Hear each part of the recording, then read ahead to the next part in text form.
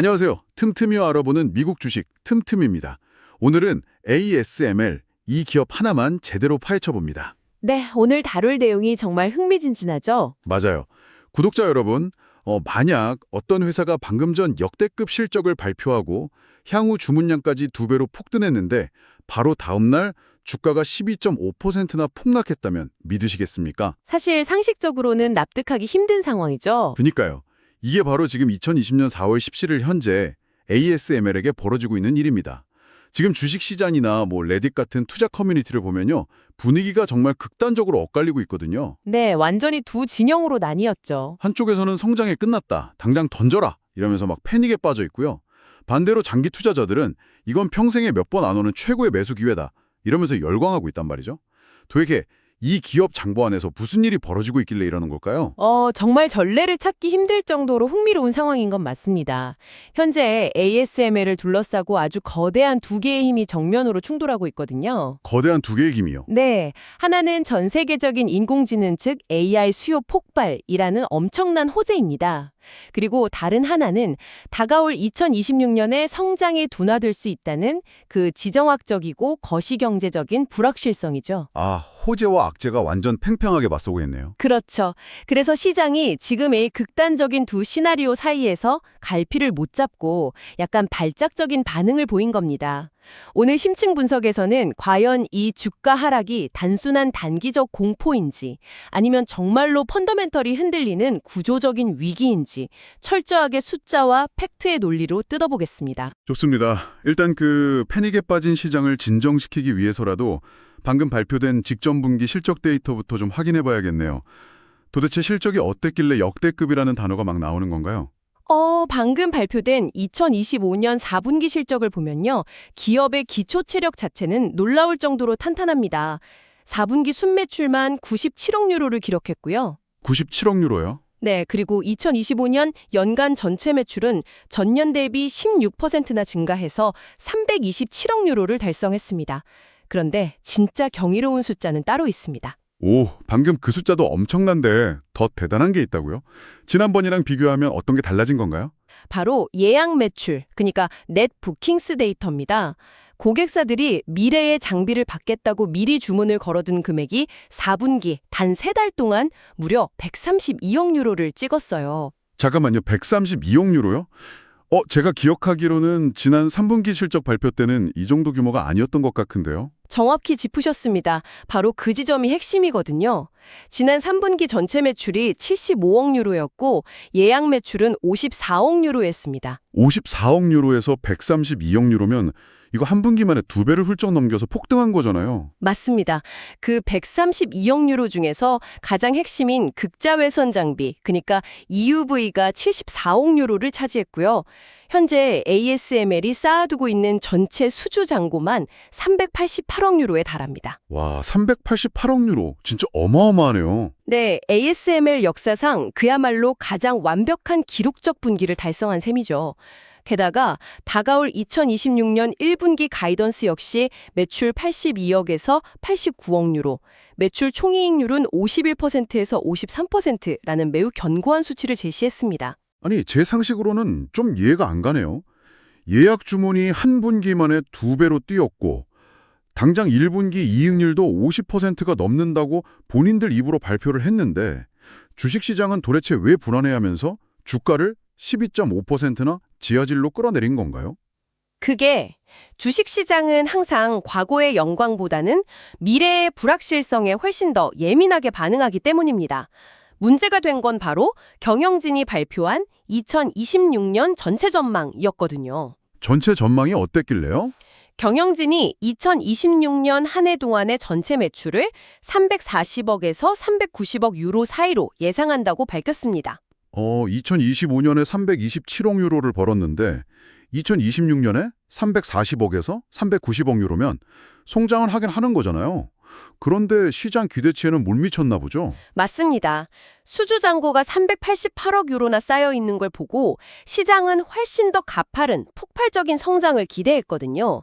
그런데 경영진이 거시경제의 불확실성과 지정학적 긴장감 때문에 반도체 시장의 회복이 지연되고 있다 이러면서 아주 보수적인 가이던스를 던진 겁니다. 아, 그래서 시장 참여자들 입장에서는 수주 잔고가 이렇게 넘쳐나는데 매출 전망이 이거밖에 안 돼. 뭔가 잔부를 다 채우지 못할 치명적인 악재가 숨어 있는 게 분명해. 라면서 공포 심리가 도미노처럼 확 무너져 내린 거군요. 정확합니다. 그 공포가 12.5% 하락을 만든 거죠. 근데 그 거시경제가 어렵고 지정학적 긴장이 어쩌고 하는 건 솔직히 뉴스에서 매일 나오는 뻔한 레포토리잖아요. 그래서 이게 ASML 주가에는 구체적으로 무슨 의미죠? 그냥 시장의 과잉 반응인 건가요? 아니면 진짜로 장부에 타격을 주는 실체가 있는 건가요? 명백한 실체가 있습니다. 여기서 말하는 지정학적 불확실성의 핵심은 바로 중국 시장의 공백입니다. 중국이요? 네, 과거 ASML의 시스템 장비 매출에서 중국이 차지하는 비중은 한때 42%까지 치솟을 정도로 절대적이었습니다.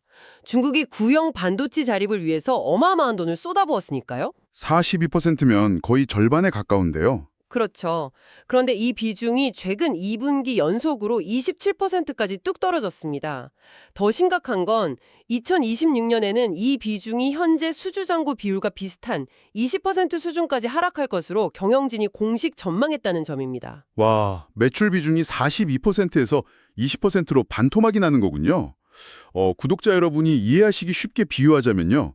동네 상권에서 혼자 매출의 절반 가까이를 올려주던 VVIP 단골 손님이 있었는데 갑자기 동네에 걸린 규제 연수막 때문에 우리 가게에 발을 뚝 끊게 된 거네요. 아주 적절한 비유입니다. 아, 여기서 구독자 여러분께 확실히 짚고 넘어갈 점이 하나 있습니다.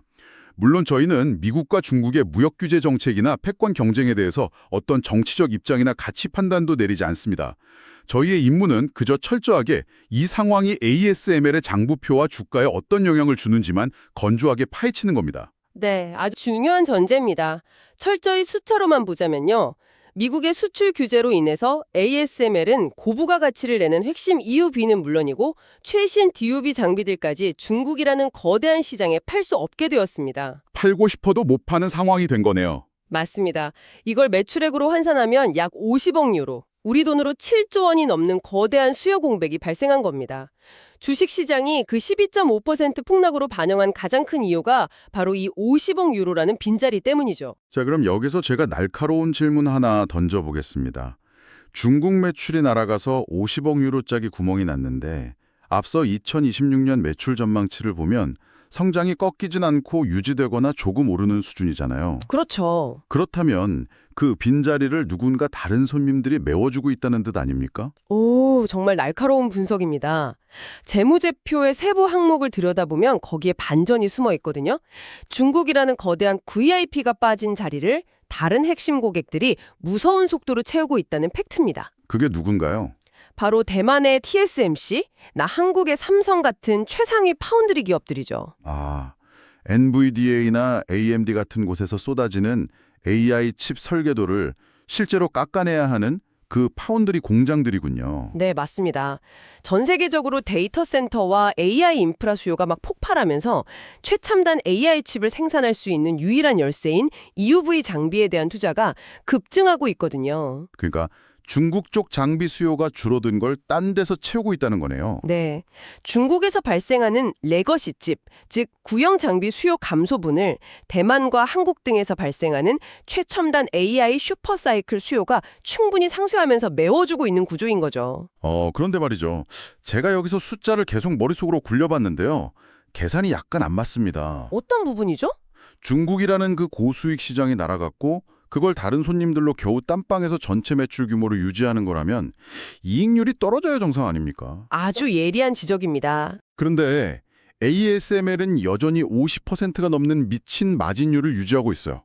하드웨어 기계를 예전만큼 막 폭발적으로 팔지 못하는데도 어디선가 현금이 계속 쏟아져 들어오고 있다는 거잖아요. 도대체 ASML이 버티는 이 진짜 이유가 어디에 숨어 있는 겁니까? 구독자 여러분, 방금 호스트가 짚어낸 이 의문이요. 오늘 심층 분석의 가장 치명적이고 중요한 관전 포인트입니다. 오, 제가 제대로 짚었나 보네요. 네, 대다수의 시장 참여자들은 ASML을 단순히 반도체를 찍어내는 거대한 쇳덩어리 기계를 만드는 하드웨어 제조사로만 바라봅니다. 하지만 장부를 딱 한 겹만 벗겨보면요. 이 회사는 이미 엄청난 현금을 창출하는 소프트웨어 및 구독 서비스 기업으로 완전히 탈바꿈해 있습니다. 소프트웨어 기업이요? 반도체 장비 회사가요? 네, ASML 내부에서는 이를 설치 기반 비즈니스, 줄여서 IBM이라고 부르죠. 유지보수 관리 비즈니스요? 이름만 들으면 그냥 고장난 부품 교체해주고 출장비 받는 흔한 애프터 서비스 팀 같은데요. 실상은 완전히 다릅니다. 이 IBM 부문의 2025년 한 해 매출이 무려 82억 유로였습니다. 전년 대비 39%나 폭풍 성장했어요. 82억 유로요? 애프터 서비스로요? 더 경악스러운 건 이 비즈니스의 수익성입니다. 마진율이 무려 60%에 달하거든요. 와, 60%요? 네, 하드웨어 판매보다 훨씬 수익성이 높아서 ASML 회사 전체 총 이익의 약 30%를 이 서비스 부문이 혼자서 하드캐리하며 책임지고 있습니다. 최근에는 프랑스의 유력 인공지능 기업인 미스트랄 AI와 파트너십을 맺기도 했고요. 미스트랄 AI랑은 뭐라는 거죠? 장비를 구동하는 소프트웨어 코딩과 성능 최적화를 AI를 통해서 더욱 고도화하고 있는 겁니다. 와, 그러니까 이게 흔히 말하는 프린터 싸게 팔고 비싼 잉크로 돈 번다. 이 수준을 완전히 넘어선 거네요. 기계 부품만 갈아주는 게 아니라 그 첨단 기술을 접목한 소프트웨어 패치를 판다는 거잖아요. 그렇죠. 비유하자면 제 책상에 있는 5년 된 낡은 프린터가 어제까진 1분에 10장 뽑았는데 ASML에서 제공하는 유료 소프트웨어 업데이트를 싹 다운받았더니 오늘 갑자기 1분에 15장씩 생생 뽑아내는 그런 마법이 일어나는 거 아닙니까? 완벽하게 본질을 꿰뚫은 비유입니다. 실제로 현장에서 일어나는 일이 바로 그겁니다. 고객사 입장을 한번 생각해 보세요. 네. TSMC나 삼성은 한 대에 수천억 원짜리 EUV 장비를 이미 수십 대 깔아놨습니다. 이 거대한 자산을 놀게 둘 수 없으니까 생산성을 한 개 한 개까지 쥐어짜내야 하거든요. 본전 뽑아야죠, 당연히. 이때 ASML이 NXE3800E 같은 성능 업그레이드 패키지를 쓱 출시하면서 이거 설치하시면 기존 장비의 시간당 웨이퍼 처리량이 200장에서 220장으로 늘어납니다. 이렇게 제안을 합니다. 그럼 안 살 수가 없겠는데요? 네, 고객사들이 이걸 살지 말지 가성비를 따질까요? 절대 아닙니다. 치열한 수율 경쟁에서 살아남으려면 무조건 필수로 구매해야만 하는 강제 구독이나 다름없습니다. 아, 선택이 아니라 파운드리들의 생존을 위한 필수 강제 구독이군요. 하드웨어 회사의 탈을 쓴 고마진 소프트웨어 기업이었더니 진짜 소름이네요. 맞습니다. 그러니까 중국 매출이 뚝 떨어지거나 신규 장비 판매가 경제 사이클에 따라서 막 출렁거려도 이미 전 세계 반도체 공장에 깔려있는 600대 이상의 장비들에서 매년 60% 마진의 서비스 수익이 따박따박 들어오니까 회사가 흔들리지 않는 거네요. 정확합니다.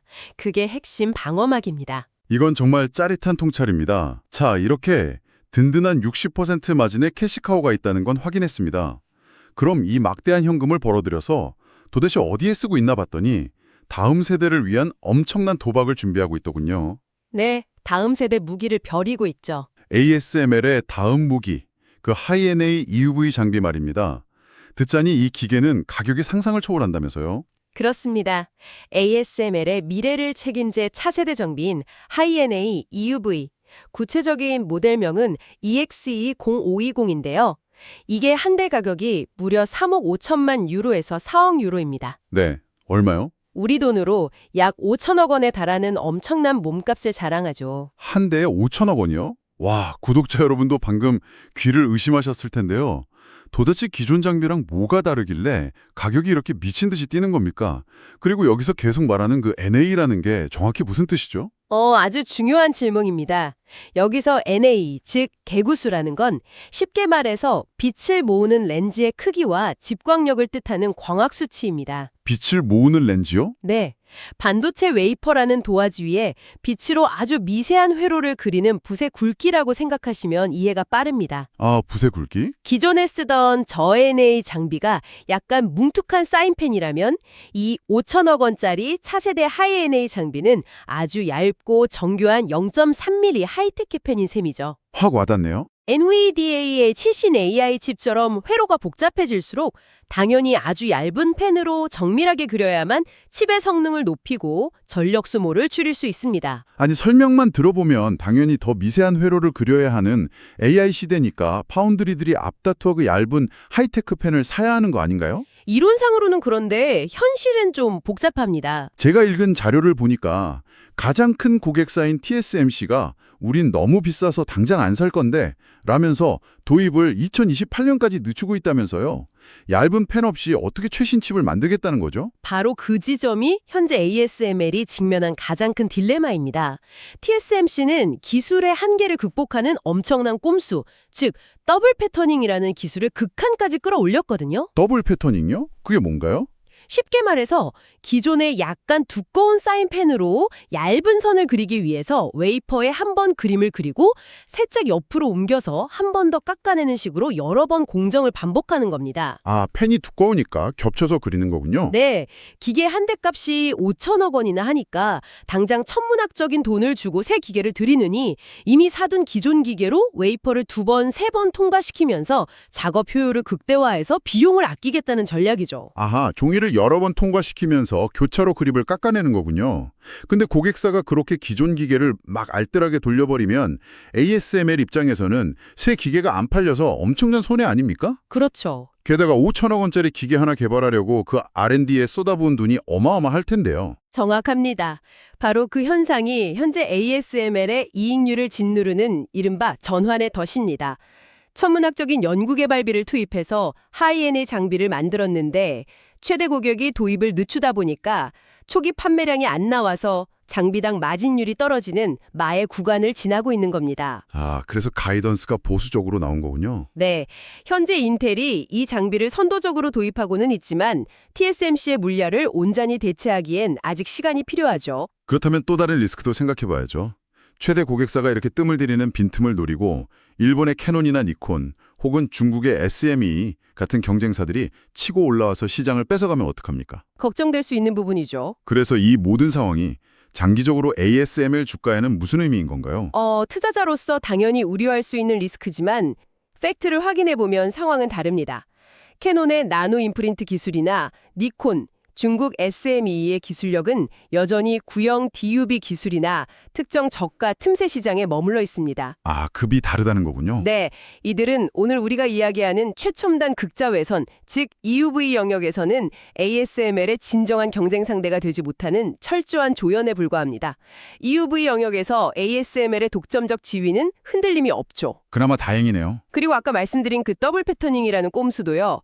결국 물리적 한계에 부딪히게 됩니다. 영원히 쓸 수는 없나 보네요. 네, 회로가 점점 더 미세해지면서 종이를 3번, 4번 통과시키다 보면 결국 불량률이 높아지고 시간과 전력 소모가 기하급수적으로 늘어나서 배보다 배꼽이 커지거든요. 아, 낭비가 심해지는군요. 결국 전 세계적인 AI 슈퍼사이클을 감당하고 데이터 센터의 전력 소모를 최적화하려면 2027년이나 2028년경에는 TSMC를 포함한 모두가 울며 겨자 먹기로 하이엔의 장비를 선택할 수밖에 없는 근본적인 기술적 해자가 존재합니다. 아, 꼼수에도 결국 물리적 유통기한이 있다는 거네요.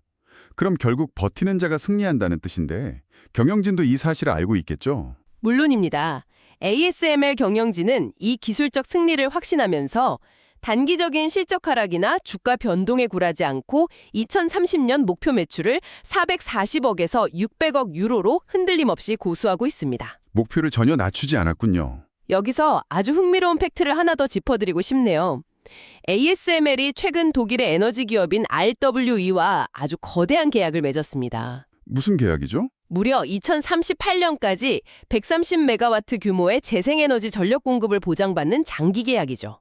130메가와트면 웬만한 소도시 하나를 굴릴 수 있는 엄청난 전력량입니다. 와, 2038년까지요? 네, 차세대 장비들이 뿜어내 막대한 전력 수요를 미리 확보한 건데 시장은 당장 내일 주가가 떨어질까 봐 막 벌벌 떨고 있는 와중에 이 기업은 이미 10년, 15년 뒤를 내다보고 인프라를 세팅하고 있다는 명백한 증거입니다. 와, 우리는 당장 내년 실적이 어떨지 전전긍긍하는데 쟤들은 이미 10년 뒤에 공장을 돌릴 전기를 사들이고 있다니 정말 소름 돋는 통찰입니다.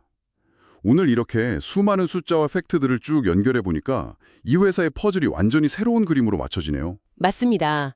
오늘 심층 분석에서 다룬 수많은 데이터들을 관통하는 단 하나의 결론은 이것입니다. 네, 들어보죠. ASML을 그저 거대한 쇳덩어리를 조립해서 파는 기계 제조사로만 바라본다면 중국 시장 매출이 줄어들고 2026년 전망이 둔화되는 지금의 상황이 엄청난 위기이자 공포로 다가올 것입니다. 저도 처음엔 그렇게 생각했어요. 하지만 이 기업을 전 세계 반도체 생산 라인에 파이프를 딱 꽂아두고 매년 60% 마진의 유지 보수 및 소프트웨어 업그레이드 비용을 걷어들이는 거대한 플랫폼이자 서비스 기업으로 재정해야 한다면 어떨까요?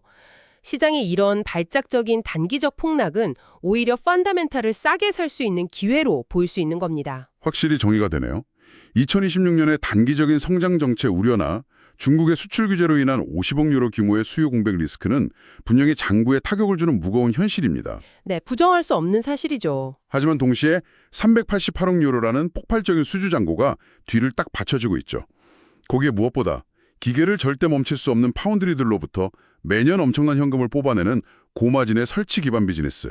바로 이 HBM이 ASML의 재물을 철통같이 방어하면서 차세대 하이엔드 장비 개발을 위한 총알을 대주고 있다는 게 오늘 심층 분석의 핵심 통찰이었습니다. 완벽한 요약입니다. 게다가 2038년을 대비하는 전력 계약까지. 이들의 시선은 이미 저 멀리 미래에 닿아 있네요.